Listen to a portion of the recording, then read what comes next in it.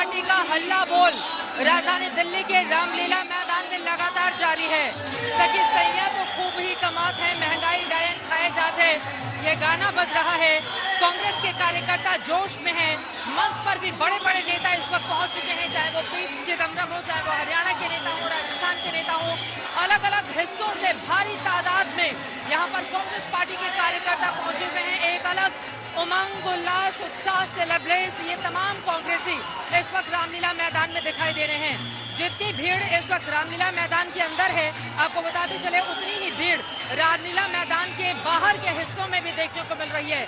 बहुत लंबे अरसे के बाद आप देखेंगे कांग्रेस पार्टी के लिए ये बड़ा मौका है जब इतने बड़े महंगाई और जीएसटी के खिलाफ प्रदर्शन को लेकर कांग्रेस कोई इतना बड़ा कार्यक्रम राजधानी दिल्ली में कर रही हो। राहुल गांधी का इंतजार किया जा रहा है और राहुल गांधी के आने के ठीक पहले पूरा का पूरा हिस्सा खचाखच इस वक्त भर चुका है। अपने आप में बेहद महत्वपूर्ण महंगाई के मुद्दे पर एक तो कांग्रेस लगातार सरकार को घेर रही है, तो वहीं दूसरी तरफ आपको बता दें कांग्रेस पार्टी के लिए भी अस्तित्व की लड़ाई जिस तरह से मौजूदा वक्त में है, उसको लड़ने के लिए वो अपनी ताकत की नुमाइश करने के लिए, ताकत का प्रदर्शन करने के लिए, दिखाने के लिए कि देखिए कांग्रेसी कार्यकर्ताओं में कितनी ज्यादा ताकत है।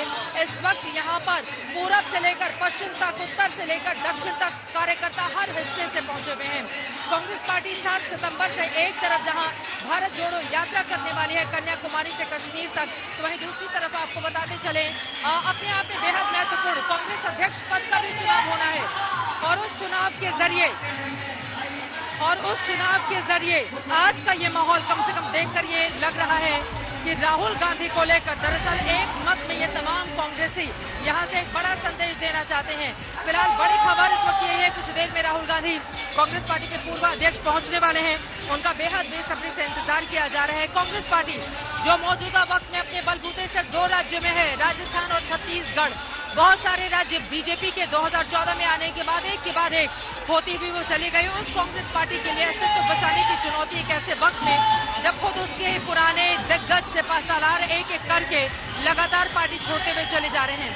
एक तरफ कांग्रेस पार्टी का यह हल्ला बोल, तो वहीं दूसरी तरफ जम्मू कश्मीर में गुलाम नबी आजाद वहां पर एक बड़ा कार्यक्रम कर रहे हैं और माना जा रहा है कि गुलाम नबी आजाद की ओर से नई पार्टी के गठन को लेकर ऐलान भी किया जा सकता है, क्योंकि आगे आने वाले वक्त में अनुच्छेद 370 हटाए जाने के बाद पहली बार वहां पर चुनाव हो सकते हैं। उसको लेकर तैयारियां जोरों पर हैं और गुलाम नबी आजाद अपनी पार्टी बनाकर चुनावी मैदान में जम्मू कश्मीर में जाएंगे।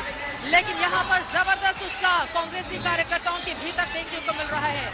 आपको बताते चले हिंदुस्तान में सबसे लंबे अरसे तक काबिज रहने वाली कांग्रेस पार्टी के सामने इस वक्त कई तरह की चुनौती है। राहुल गांधी के कांग्रेस अध्यक्ष का पद छोड़ने के बाद अंतरिम अध्यक्ष के तौर पर सोनिया गांधी को कमान सौंपी गई। सोनिया गांधी अपने इलाज के सिलसिले में इस वक्त विदेश में है, प्रियंका गांधी भी उनके साथ विदेश में ही है। एक ऐसे वक्त में ये कार्यक्रम किया जा रहा है जब कांग्रेस के 2 बड़े नेता इस वक्त विदेश में हैं, लेकिन राहुल गांधी को लेकर एक अलग तरह का उत्साह, उमंग, उल्लास देखने को मिल रहा है। तमाम कांग्रेसी दिग्गज नेता अपनी अपनी कुर्सी पर इस वक्त काबिज हो चुके हैं।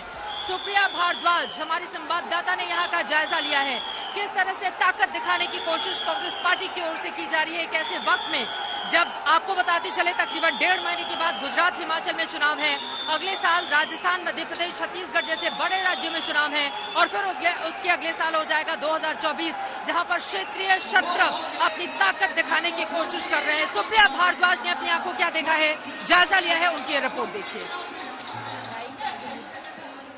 आपको क्या कहना है इसके ऊपर, क्योंकि कहा यह भी जा रहा है कि आप भी कुछ कदम उठा रहे हैं दोनों इश्यूज को एड्रेस करने के। 2014 में मोदी जी गुजरात मॉडल लेकर पूरे देश के सामने आए, लेकिन देश को मिला क्या? देश को मिला नोटबंदी, जीएसटी, लॉकडाउन, यही मिला। बढ़ती हुई महंगाई, बेरोजगारी। मित्र है वो ज्यादा अमीर हो गए, आम जनता है वो गरीब है वो और गरीब हो गए, और महंगाई भी बढ़ी है, बेरोजगारी भी बढ़ी है। ये गुजरात मॉडल है। और हमारे छत्तीसगढ़ का मॉडल कांग्रेस का मॉडल है, राहुल जी का मॉडल है, जिसमें आम जनता का आय कैसे बढ़े, चाहे वो किसान हो, मजदूर हो, वनवासी हो, महिलाएं हो, वो सबके आय में वृद्धि कैसे हो। ये और इसके कारण से दोनों मॉडल में बेसिक अंतर यही है, हम आम जनता को ताकतवर बना रहे हैं। आर्थिक रूप से मजबूत बना रहे हैं, शिक्षा के क्षेत्र में, स्वास्थ्य के क्षेत्र में और संस्कृति के क्षेत्र में लगातार हम बढ़ावा दे रहे हैं। ये कांग्रेस का मॉडल है। मैं आपसे पूछूं कि आपको क्या कहना है जो भारत जोड़ो यात्रा है उस पे, और इसके साथ साथ महंगाई पर हल्ला बोल, कि दो बहुत इशू मेन आपने उठाए हैं, एक तो बेरोजगारी का, दूसरा महंगाई का, और तीसरा कम्युनल हार्मनी का।